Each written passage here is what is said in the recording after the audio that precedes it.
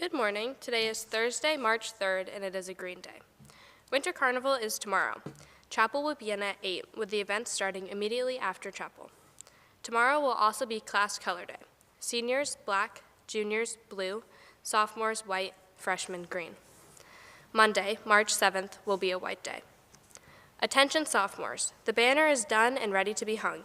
Now it's time to put the moves on to win the dance-off for the Winter Carnival 2022. Come to the dining hall after school today with a friend to learn the simple routine. All dancers, rhythm or no rhythm, are encouraged to get your groove on and have some fun. We have a part for everyone. See you after school in the dining hall. There will be an important informational meeting for all students interested in auditioning for the Academy Theater production of Mamma Mia on Friday, 12:30 to 1:30 p.m. in the Black Box. Please email Mr. Walker if you are interested in auditioning but are not able to attend. Attention to all planning to attend tomorrow evening's boys basketball quarterfinal. The game is a VPA-sponsored event for which all spectators must pay an entry fee. All SJA students will need to purchase a ticket for this game. The cost is $5 for students. Adult ticket prices are $6 and $5 for seniors. Go Hilltoppers. And if you go to tomorrow's game, wear as much green as you can because tomorrow's theme is a green out. TechStorm, SJA's robotics club, will be meeting today in Streeter 230 starting at 3:45. Feel free to stop by to see the robot and learn to build another. A U.S. Army recruiter will be on campus today at 10 a.m. in Colby Conference Room. Please check in with your B-Block teacher before attending the visit. You will be required to return to class following the visit, and attendance will be turned in to the main office. Final call to sign up for driver's education for the 2022-2023 school year. If you did not talk to your guidance counselor during your scheduling meeting, please make sure to reach out to them if you are interested in signing up. Sign-ups will close next Wednesday, March 9th. After this deadline, you will be automatically added to the waitlist regardless of your class standing and birthday. The Debate and Discussion Club will meet today at 3:30 in Colby 209. Come learn how to use United States congressional parliamentary procedure. All are welcome. Calling all students looking for a summer job. Stop by the guidance office to see summer job opportunities from businesses that have reached out to SJA looking for help. So you thought that just because we started school on a Wednesday this week, you could escape the joke of the week? Well, guess again. Mr. Camelia's joke of the week. Last night, my wife asked me if I'd seen the dog bowl. I said, I didn't know she could. Thank you, Mrs. Libby. Have a great winter carnival. Happy birthday today to Ashley Chen and Maggie Langless, and a special happy birthday to Mayor Nitchie from the Smith Advisory. Happy birthday. Have a great day.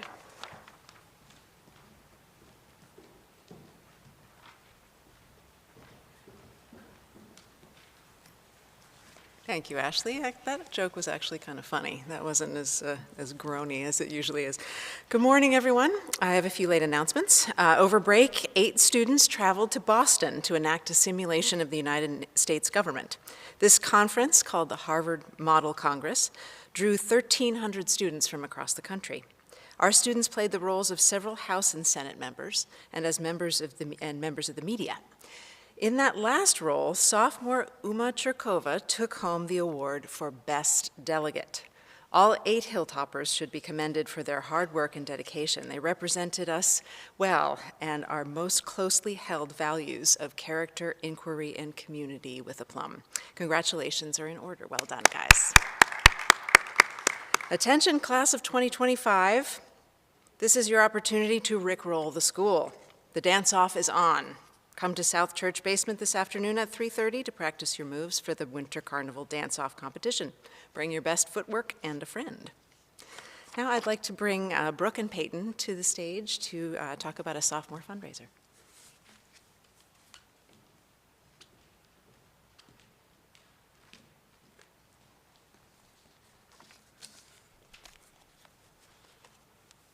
Good morning, SJA. As members of Sophomore Student Council, we are excited to present a class fundraiser that we hope will spark some friendly competition and do some good in the world all together in one fun event. Academy winter sports are coming to a close, and we're starting to get sick of the cold and snow, but what better way to lift our spirits than an STJA March Madness Bracket Challenge? Maybe you've already been speculating about the rivalry between Gonzaga and Kentucky for the men or South Carolina and Stanford for the women, or maybe you've never even heard of March Madness before. Well, we would be happy to let you know about it. March Madness is an annual event that takes place throughout the month of March, all centered around NCAA basketball single elimination tournament, where different teams compete against each other to make it to the Elite Eight, Final Four, and eventually the big championship. People all over the country participate by using brackets to guess what teams will go head-to-head in future games, and who will be the overall winner of the tournament. We plan to make weekly announcements on the standings so we can all hear outcomes from each weekend to see who really is the bracket master right to the end. Please come see us during your lunch block any day next week in the dining hall. You can purchase an entry and we will take your name down so that you will receive an email with instructions on how to join the online bracket pool. You can buy a men's and a women's competition bracket. The two winners will receive a Dunkin' Donuts for their advisory. Those advisories will get to choose a charity that a portion of the proceeds will go to.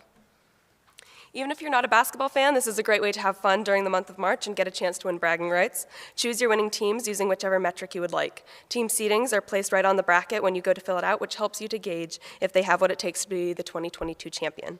You can email myself, Brooke White, Peyton Qualter, or Aiden Brody at our STJ Labs address with any questions about the first ever SJA Bracket Buster fundraiser. Thank you.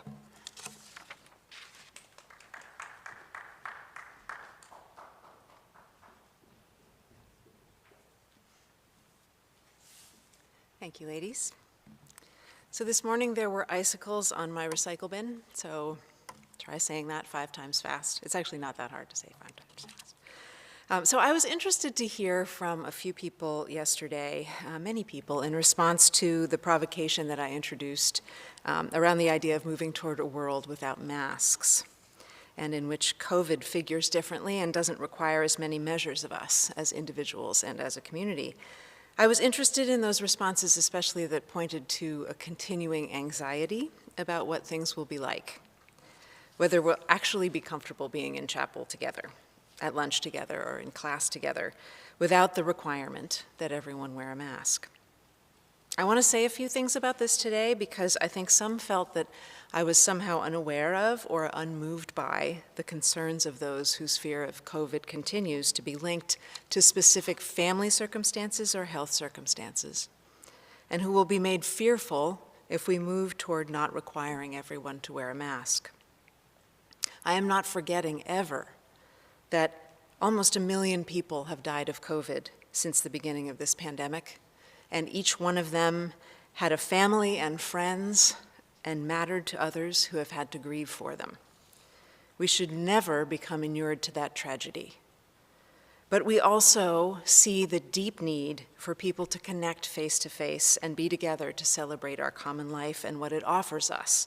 When we talk about being healthy and staying safe, we're not just talking about COVID safety, but about our collective well-being and what we give to and receive from teachers and classmates and friends that is vital to living our healthy lives. So those needs for safety and celebration are not incompatible. And in some ways, our job in the coming months will be to balance these concerns and needs whenever they feel in tension. I expect that more and more of the guidance that we receive will point to making masks optional. And I want to recognize that moving in that direction is going to take some adjustment and some thoughtful transition. So we'll all need to help with that because we will have lots of different responses, all of which are based in emotional and circumstantial realities. We all have a different set of circumstances, different facts of life that surround us, and that means that we experience the world differently and we have unique responses to everything. I try to remember when I'm surprised by people that those responses are the evidence that our community includes a rich and nourishing variety of people, and that's one of our special powers. We remind one another of how large the world is. So we've done such a good job navigating this pandemic in its unpredictable territory. And when I start wanting to thank everyone who's been part of that complex navigation, such as the COVID response team, I recognize really quickly that it has also been a true community effort. Think about everything we've done together, the shifts that we've already made, from morning screenings and 6-foot distance, hybrid classes alternating in school and out of school days, tracking and tracing and not being able to travel, and not being able to gather at all. So while we've been looking forward to shifting away from life dictated overmuch by restrictions, and we've already done much of that, but I see that any shift can come with trepidation about what it will mean. So I want to make clear that you will always be most welcome to wear a mask here at school, and we will support you, anyone and everyone who chooses to. Continuing to respect the choices that each of us makes, given our unique circumstances, is a way to acknowledge that our realities are unique and the lives that we live are contingent. Some of us are enduring profound difficulties every day. And as the people who are charged with considering our collective health, we will be working to expand our options and to move forward together.